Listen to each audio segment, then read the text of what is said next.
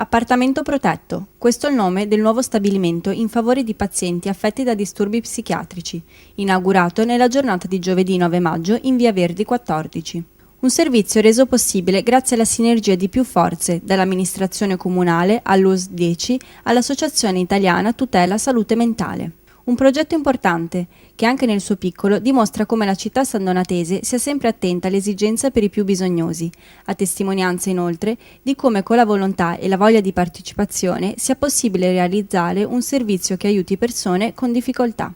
Il nuovo appartamento sarà in grado di ospitare 4 persone ed è dotato di tutte le attrezzature indispensabili per lo svolgimento di una vita normale. Grazie inoltre alle associazioni di volontariato sarà possibile seguire i pazienti che ne saranno ospiti. Orgogliosa della riuscita del progetto, il sindaco della città sandonatese, che ha sottolineato come tale stabilimento sia la prova di come la sinergia di più forze riesca a portare tali risultati. Questo era un immobile di proprietà dell'amministrazione comunale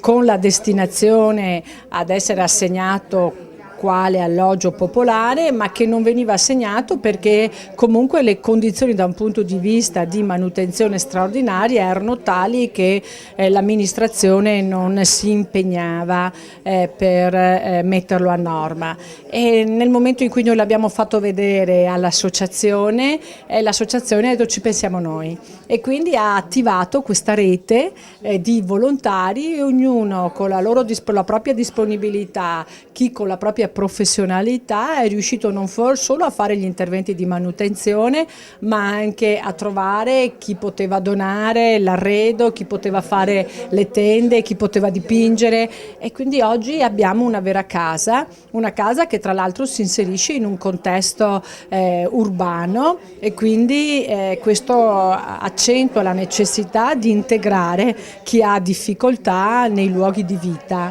nei luoghi dove ci sono le opportunità di comunicare, di stare assieme agli altri, di relazionare, e quindi per me è un grande successo. Presente all'inaugurazione anche il direttore generale dell'ULSS 10 Veneto Orientale, Carlo Bramezza, orgoglioso della riuscita del progetto che porterà un aiuto concreto per le persone affette da questo disturbo. Questo nasce dall'attuazione del piano di zona, già approvato all'interno della nostra azienda, nasce dalla sinergia tra 3 soggetti fondamentali che sono il Comune di San Donà di Piave, l'azienda, l'ASL 10 del Veneto Orientale e l'associazione di volontariato. È una risposta molto importante che noi diamo a questo territorio, e questo volevo in particolar modo ringraziare tutti i volontari dell'associazione perché stanno facendo veramente un grande lavoro, e come sto dicendo spesso in questi giorni, questa è una terra di grande solidarietà e quindi di grande successo. Un semplice appartamento che grazie alla sua realizzazione ha però portato un concreto aiuto e ha migliorato la qualità di vita di persone bisognose.